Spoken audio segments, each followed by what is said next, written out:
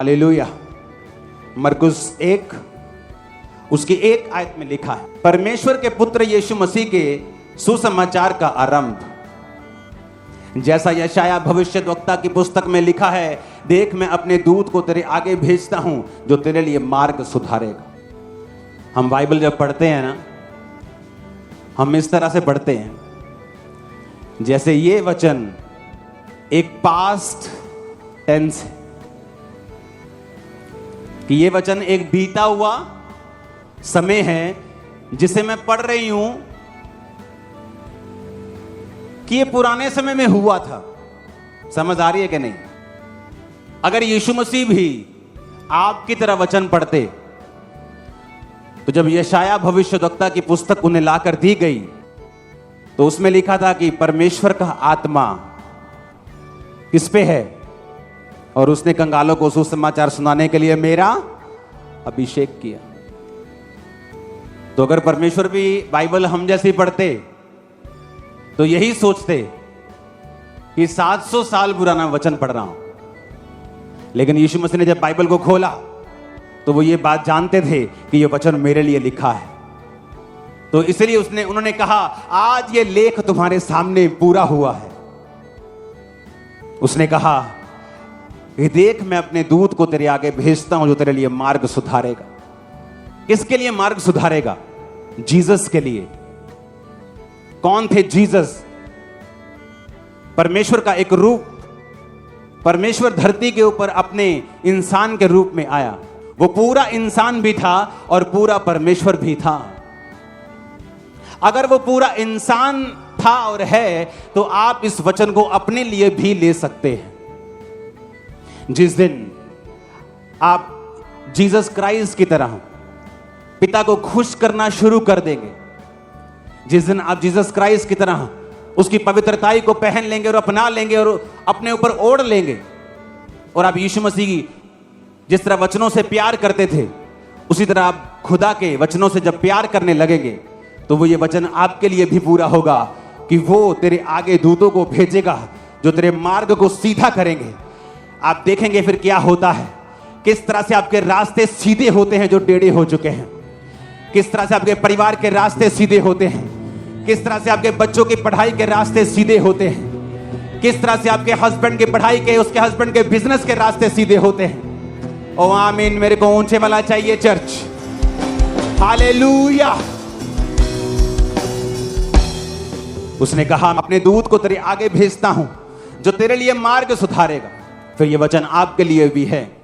जिस दिन आप जीसस क्राइस्ट को प्रसन्न करना शुरू कर देंगे, उसके वचन को स्थान देना शुरू कर देंगे, नशे व्यभिचार और चोरियां छोड़ देंगे, उस दिन वो दूतों को आपके आगे भेजेगा। ये किस दूत की बात वो कर रहा है? इसमें 2 तरह के हेल्पर्स होते हैं। एक हेल्पर होते हैं शारीरिक रूप में, जो आपको शारीरिक रूप में मिलते हैं। वो आपका परमेश्वर का एक दास हो सकता है, एक अच्छी चर्च आपका मिलना आपको हो सकता है, या कोई डिवाइन हेल्पर आपकी लाइफ में हो सकता है। आपका बॉस हो सकता है, आपका स्टाफ भी हो सकता है, जिसने नमान कोड़ी की तरह उसके कोड को उसकी स्टाफ नहीं बोल दिया था कि अगर तू भविष्यद्वक्ता के पास जाए तो तेरा कोड ठीक हो सकता है। एक असली दास के पास जाए तो कोड ठीक हो सकता है। एक शारीरिक हेल्पर, फिजिकल हेल्पर, एक ऐसा हेल्पर, एक ऐसा दूत जो शरीर में है। जब एक व्यक्ति यीशु मसीह को प्रसन्न करना शुरू करता है, ये उसके लाइफ की एक निशानी होगी कि लोग उसके साथ खड़े होंगे, और वो लोग ऐसे होंगे जो कि बिना किसी लालच के उसके साथ खड़े होंगे, और लोग हैरान होंगे कि ये बंदा इनको कोई शारीरिक लालच भी नहीं देता और फिर भी ये इनके साथ खड़े होते हैं, क्योंकि वो सब परमेश्वर ने आपके लिए खड़े किए होते हैं। जब आप यीशु मसीह को प्रसन्न करना शुरू कर देंगे, एक निशानी मैं आपको देता हूं। जिस दिन आप वचन पे चलना शुरू कर देंगे, इंसानी हेल्पर्स आपको मिलना शुरू हो जाएंगे, आपकी लाइफ में वो एंटर करना शुरू हो जाएंगे। वो कहां से एंटर करेंगे आप हैरान हो जाएंगे, लेकिन जल्द आपको कोई मिलेगा जो आपके मार्ग को सीधा करेगा और सुधारेगा। जल्द वो आपकी हेल्प करने वाला है। वो हेल्पर्स रिसीव करो अपनी स्पिरिट में आमीन बोलते हुए। इसमें 2 तरह के हेल्पर्स हैं। इसमें लिखा है, जब हम 10 आयत में पढ़ते हैं, जब वह जल से निकलकर ऊपर आया तो तुरंत आकाश को खुलते और आत्मा को कबूतर के समान अपने ऊपर उतरते देखा, और आकाशवाणी हुई, तू मेरा प्रिय पुत्र है, मैं तुझसे खुश हूं। तब आत्मा ने तुरंत उसको जंगल की ओर भेजा। जंगल में 40 दिन तक प्रभु यीशु मसीह की शैतान ने परीक्षा की और वे वन पशुओं के साथ रहे। प्रभु यीशु मसीह वन पशुओं के साथ रहते हुए वहीं रहे और स्वर्गदूत उनकी सेवा करते रहे। ये स्वर्गदूत कौन से थे? शारीरिक या आत्मिक? आत्मिक। दो तरह की हेल्प हेवन परमेश्वर आपके लिए भेजता है। एक वो हेल्प है जो संसारिक रूप में आपको मिलती है। आप कोर्ट केस में हैं, आपको फेवर मिलना शुरू हो जाता है। समाज आप पे फेवर करना शुरू कर देता है। लोग आप पर फेवर करना शुरू कर देते हैं, क्योंकि जब आप यीशु मसीह को प्रसन्न करना शुरू करते हैं तो वचन ये कहता है कि परमेश्वर संसारिक रीति के साथ हेल्पर्स को, मददगारों को, दूतों को तेरे आगे भेजेगा जो तेरे रास्ते को साफ करेंगे। लेकिन दूसरी हेल्प भी उसने कही है। उसने कहा जब शैतान यीशु मसीह के साथ लड़ता और उसकी परीक्षा करता था तो बाइबल कहती है वो वन पशुओं के साथ रहा और स्वर्गदूत उसकी सेवा करते रहे। दूसरी हेल्प होती है जो स्वर्ग से आपको मिलती है, वो दूत जो आपको एक्सीडेंट से बचाते हैं, वो दूत जो आपको बीमारियों से बचाते हैं, वो दूत जो आपको मौत से बचाते हैं, वो दूत जो आपके साथ सुरक्षा के रहते हैं, हमेशा आपके संग रहते हैं और शैतान को सब शैतानी काम करने से आपकी लाइफ में रोकते हैं, क्योंकि परमेश्वर को आपने खुश कर दिया है। लिखा जब वो बपतिस्मा लेकर जल के ऊपर आया तो पवित्र आत्मा उस पर उतरा। वो वन पशुओं के साथ रहा, भालू के साथ रहा, पर भालू उसे खा नहीं पाया। शेर के साथ रहा, शेर उसे खा नहीं पाया। सांपों के साथ रहा, वो उसे काट नहीं पाए। नेचर भी आपकी हेल्प करना शुरू कर देती है, कुदरत भी आपकी हेल्प करती है, कुदरत भी आपके साथ चलती है। फिर ये गर्मी आपको बीमार करने की बजाय आपको हेल्दी कर जाएगी। ज्यादा सर्दी आपको बीमार करने की बजाय आपको स्ट्रांग कर जाएगी, क्योंकि कुदरत भी आपके साथ रहेगी जब आप परमेश्वर के साथ रहेंगे। तो आप मेरी बात समझ रहे कि नहीं? कारण एक ही है कि क्या आप परमेश्वर के साथ जुड़े हुए हैं कि नहीं। अगर आप अभी भी कुंडियां लगाते हैं, आप बिजली चोरी करते हैं, आप तेल चोरी करते हैं, गल्लों से चोरी करते हैं, अपनी दुकानों से, अपने मालिकों से चोरी करते हैं, घरों में काम करने वक्त चोरी करते हैं, ऑफिस फैक्ट्री में काम करते वक्त चोरी करते हैं, फिर यह वचन आप लोगों के लिए नहीं है। क्योंकि वचन में लिखा है तू चोरी ना कर, तू व्यभिचार ना कर, अपने माता पिता की आज्ञा को मान, झूठी साक्षी, झूठी गवाही ना दे, अपने भाई को बदनाम ना कर। अगर तुम वचन को तोड़ते हो तो ना तो शारीरिक हेल्पर काम आते हैं, फिर लोग ऑफेंड हो जाते हैं, निराश हो जाते हैं। नो मेरे कोई काम नहीं आंदा, ओ टाइम ते मेरे कोई काम नहीं आंदा, कोई मेरे नाल निगा। क्योंकि तेरे साथ अगर परमेश्वर नहीं है तो तेरे साथ कोई नहीं होगा। अगर तेरे साथ परमेश्वर है और तू अकेला है तो ऐसी ही भीड़ तेरे साथ भी खड़ी हो जाएगी जो यहां बैठी। ओ आमीन। मेरे को ऊंचे वाला चाहिए चर्च। वो कहता मैं स्वर्गीय दूतों को भेजूंगा, तुम्हारे सपनों में दूत आएंगे। लोगों को लगता है मैं सपनों में आता हूं। मैं कैसे सपनों में आ सकता हूं? मैं अपने घर सोया हूं भाई, मैं तुम्हारे सपनों में नहीं आ सकता हूं। दूत मेरी शक्ल लेकर तुम्हारे सपनों में आते हैं। दूतों को परमेश्वर के दासों की शक्ल लेकर मैंने हजारों लाखों लोगों के सपनों में आते हुए सुना है। जब आप परमेश्वर के साथ पक्के होंगे तो स्वर्ग दूत आपको रिलीज किए जाएंगे, आपको एक्सीडेंट से वो बचाएंगे, कोविड से बचाएंगे, महामारियों से बचाएंगे, सारे कीटाणुओं को खत्म कर देंगे, तुम्हारी बॉडी पर से कमजोरियों को खत्म कर देंगे, एक्सीडेंट को फिनिश कर देंगे, माइंड को तुम्हारे रिलैक्स रखेंगे। ओ आमीन। मेरे को ऊंचे वाला चाहिए चर्च। तुम जादूगरों के ऊपर पैर रख दोगे, चीखे मारेगा तो ना, जादू तुम पर असर नहीं होगा, तुम्हारी जूती पर भी असर नहीं होगा, तुम्हारी जूती पर भी जूती जितना भी असर नहीं होगा। मैंने कहा, मैं सच कह रहा हूं। अगर लेकिन इफ परमेश्वर तुम्हारे साथ है तो, अगर तुमने उसको प्रसन्न किया है तो कुदरत भी तुम्हारे साथ रहेगी, लोग भी तुम्हारे साथ रहेंगे, स्वर्गदूत भी तुम्हारे साथ रहेंगे।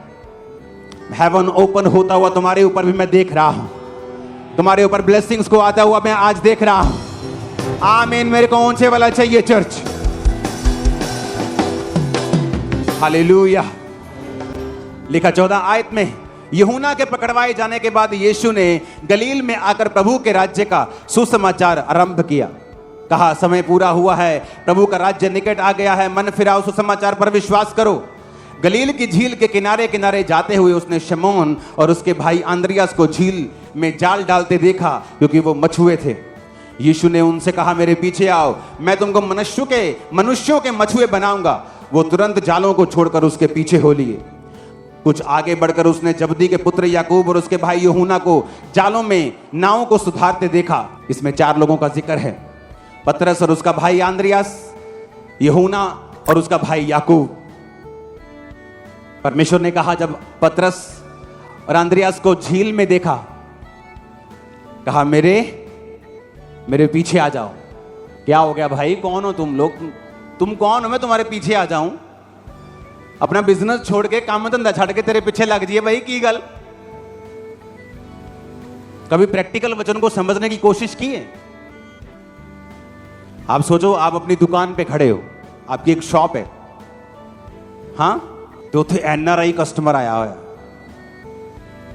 तो 5-5 ਦੇ सूट सारे खोले हुए। अब ਤੇ ਭੈਣ ਜੀ ਨੇ ਹੁਣ 50,000 ਦਾ ਬਿੱਲ ਬਣਾਣਾ, ਤੇ ਬਾਹਰ ਤੁਹਾਨੂੰ ਪਾਸਟਰ ਸੱਦੇ, ਆ ਜਾ ਯਾਰ ਮੇਰੇ। वाना पास्टर जी की करते तुम?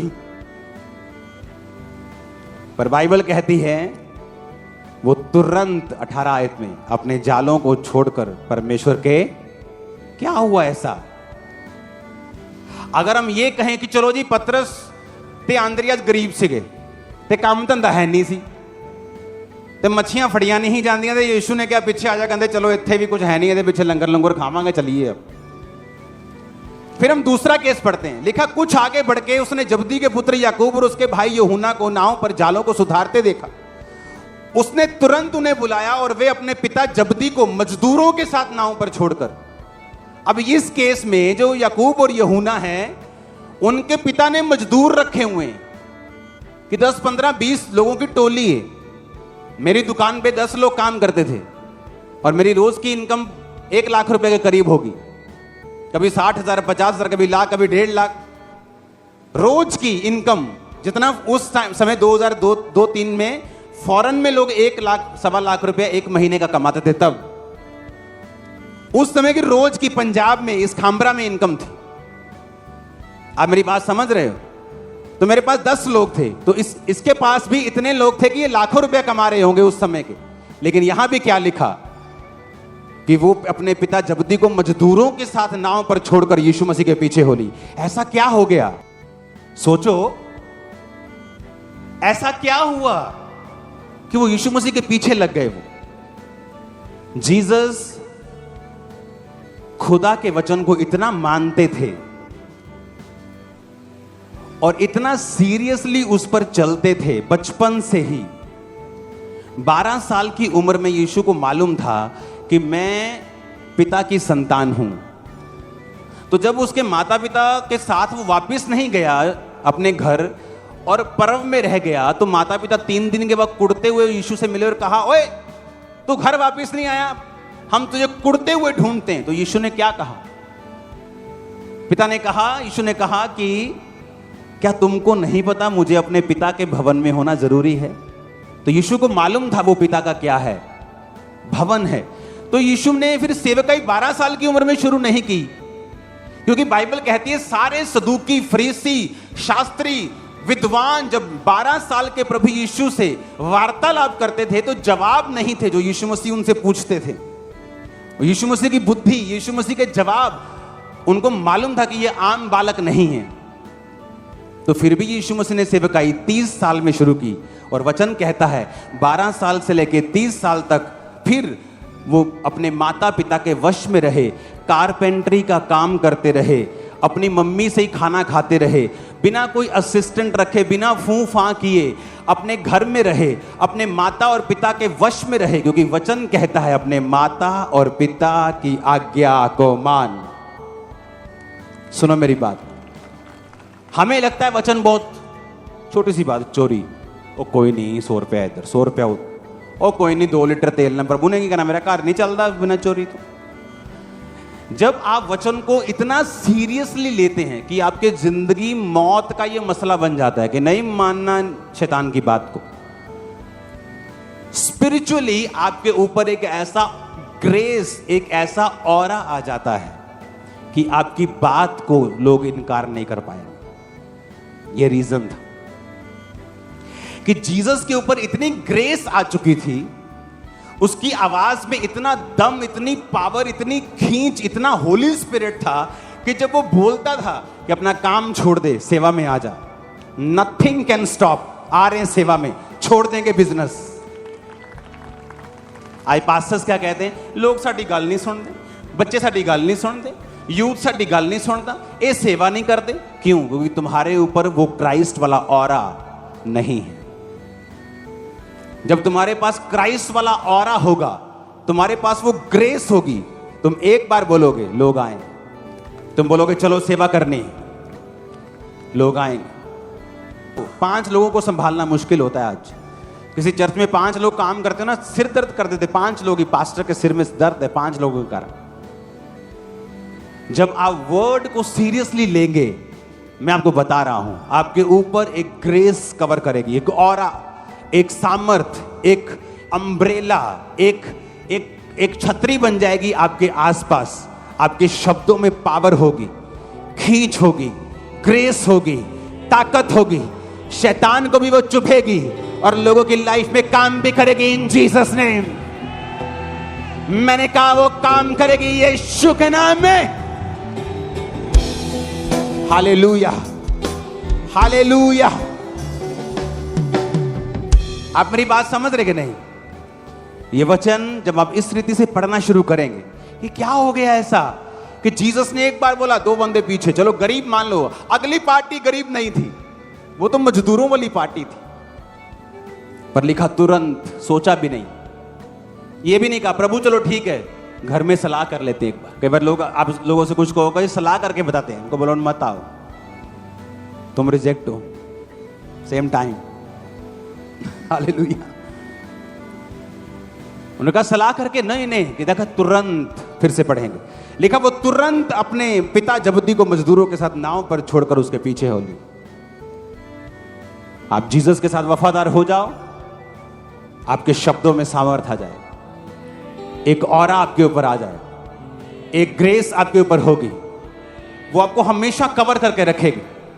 एक ही चीज है जो उस ग्रेस को खत्म कर सकती है। कोई शैतान, कोई विरोध, आपके खिलाफ झूठी बातें, आपके खिलाफ लोग, मुकदमे, कुछ उसे खत्म नहीं कर सकता। आपका अपना पाप उसे खत्म करेगा जब करेगा। अपने पाप के कारण वो छतरी आप खो दोगे, लेकिन और कोई चीज उस छतरी को, उस ग्रेस को, उस अम्ब्रेला को खत्म नहीं कर पाए। और ये एक दिन में नहीं होता, एक साल में नहीं होता, ये सालों साल परमेश्वर के साथ चलने का नतीजा होता है। जब आप हर समय निकाल लेते हैं, हर मौसम निकाल लेते हैं, वफादारी के साथ बाप के साथ खड़े रहते हैं, दुखों में, तकलीफों में, प्रार्थनाओं में, डाउट में भी आप उसके साथ खड़े रहते हैं। ना सुखों में पिघलते हैं आप शैतान की तरफ, ना दुखों में पिघलते हैं, ना साइलेंट टाइम में, जब ना उस टाइम में जब परमेश्वर आपके लिए लगातार बोलता है, आपको गवाहियां देता है। आप जब किसी समय में गिरते नहीं हैं, आपकी लाइफ के ऊपर वो ऑरा, वो ग्रेस, वो बढ़ती ही जाती है। और वो बढ़ती जाएगी आज से ही, और वो बढ़ती जाएगी आपके परिवार के ऊपर से, और वो बढ़ती जाएगी आपकी बॉडी के ऊपर। आप हेल्थी होंगे और लंबा जिएंगे यीशु मसीह के नाम। Hallelujah, hallelujah. एक एक वचन में इतनी ताकत है। आगे लिखा है, तब वे कफरनहूम में आए। आपको बाइबल पढ़नी आ रही है मेरे ख्याल से। मैं ऐसे पढ़ता हूं कि हर वचन का एक मीनिंग है, उसके पीछे की एक स्टोरी है। इसलिए कहते हैं कि बाइबल स्टडी करने से भी आप बाइबल के शिक्षक नहीं बन सकते जब तक आत्मा आपको बाइबल ना सिखाए। लिखा, जब वे कफरनहूम में आए तो वह तुरंत सब्त के दिन आराधनालय में जाकर उपदेश करने लगा। लोग उसके उपदेश से चकित हुए, क्योंकि वो शास्त्रियों के समान नहीं, अधिकारी के समान उपदेश देता था। इसको इंग्लिश में पढ़ना बहुत जरूरी है। And they were astonished at his doctrine, for he taught them as one that had authority, and not as the scribes. जब कुछ लोग प्रार्थना करते हैं, ऐसा लगता है कि परमेश्वर से भीख मांग रहे हैं, या वचन देते हैं तो ऐसा लगता है कि जैसे कोई बाइबल से सलाह मशवरे कर रहे हैं, सलाहें दे रहे हैं। लेकिन देखा, जिसके ऊपर परमेश्वर का आत्मा होता है, जो वो वचन देता है या प्रार्थना करता है, वो अधिकार, ऐसा लगता है कि एज ही हैड अथॉरिटी, कि अथॉरिटी है इसको बीमारियों के ऊपर, शैतान के ऊपर, कि वो कमांड कर रहा है लोगों को कि तुम चोरी नहीं करोगे। यार चोरी ना करियो। कई लोग प्रीच करते हैं, उनके प्रीच में पावर फील नहीं होती, सामर्थ्य फील नहीं होती, आत्मा फील नहीं होता। ऐसे लगता है जैसे कोई स्क्राइब, जैसे कोई शास्त्री फरीसी प्रचार कर रहा है और यीशु मसीह के बारे में बता रहा है। लेकिन कई बार जब आप पवित्र आत्मा से भरे व्यक्ति को सुनते हैं, आपको मालूम होता है कि परमेश्वर इससे बात कर रहा है, अथॉरिटी बात कर रही है, अधिकार बात कर रहे हैं। आज हेवन ओपन हो, आपकी लाइफ के ऊपर की सारी शर्मिंदगियां नाश हो अभी यीशु के नाम में। तुम्हारे घर की, फाइनेंस की, शरीर की, आत्मा की सारी शर्मिंदगियां आज मैं अधिकार से हुक्म देता हूं, नाश हो जाए सारी शर्मिंदगियां, यीशु के नाम में नाश हो जाए। हालेलुया। कहता है उन्हें शास्त्रियों की तरह नहीं, वो उन्हें शास्त्रियों की तरह नहीं, अधिकारियों की तरह उपदेश देता था, अधिकारियों की तरह। तो अधिकारी मतलब इसमें इतना अच्छा नहीं लिखा हिंदी में, लिखा for he taught them as one that had authority. Police के पास अथॉरिटी होती है ना, कि मैं इस इलाके का एसएसपी हूं, वो नजर आती है, वो खड़ा होता है तान के, स्टार स्टूर लगे, वर्दी पहनी। वैसे ही तुम आत्मा में बड़े अफसर हो, अथॉरिटी तुम्हारे अंदर है यीशु के नाम की। तुम शैतान को डांटोगे, खप्पे खप्पे भागेगा, सज्जे सज्जे भागेगा। मैंने कहा you have authority right now in the name of Jesus. आमीन। खड़कने वाला चाहिए शैतान के कानों में। हालेलुया। मैंने लोगों को देखा है, उन्हें लगता है ऊंची आवाज में अच्छे साउंड से प्रार्थना करेंगे तो लोगों को लगेगा इनमें अथॉरिटी है। मैंने सिर दर्द होते देखा है, कई बार मेरा सिर दर्द हो गया यार, इसको लगता है कि ऊंचा बोलने से ऐसा हो जाएगा। नहीं, अगर तुम्हारे पास अथॉरिटी है, तुम डांटोगे, तुम्हें फील होगा तुम्हारे पास पावर है, तुम्हारे पास अथॉरिटी है। अपने घर को बदलने की अथॉरिटी, प्रार्थनाओं में माहौल चेंज करने की अथॉरिटी, अपने बच्चे के मन को चेंज करने की अथॉरिटी, शत्रु को हराने की अथॉरिटी यीशु के नाम में, यीशु के नाम में, यीशु के नाम में। मैंने कहा यू हैव अथॉरिटी, यीशु मसीह के नाम में तुम्हारे पास ताकत और अधिकार। आमीन। ऊंचे मिला चाहिए, रिसीव करो यीशु के नाम में। हालेलुया। सबको जय मसीह की। मैं आशा करती हूँ कि इस वचन से और परमेश्वर के दास के प्रार्थना से आप सब लोगों ने रिसीव किया और आपकी कमी घटी को परमेश्वर ने पूरा किया। तो मैं ये भी विश्वास करती हूँ कि आपने ज़रूर सीखा होगा परमेश्वर के वचन से कि परमेश्वर का वचन सामर्थी और जीवित और दोधारी तलवार है और प्रबल भी है। परमेश्वर का वचन कहता है कि अपने नाम से बढ़कर परमेश्वर अपने वचन को महत्व दिया। तो अपने जीवन में इस वचन को लागू कीजिए और जब भी कोई परेशानी आती है, सब चीज़ों का समाधान हमारे बाइबल में है। आप प्रार्थना कीजिए और घोषणा कीजिए, जैसे हमारे परमेश्वर के दास घोषणा करते हैं वचन के द्वारा और फायर प्रार्थना करते हैं।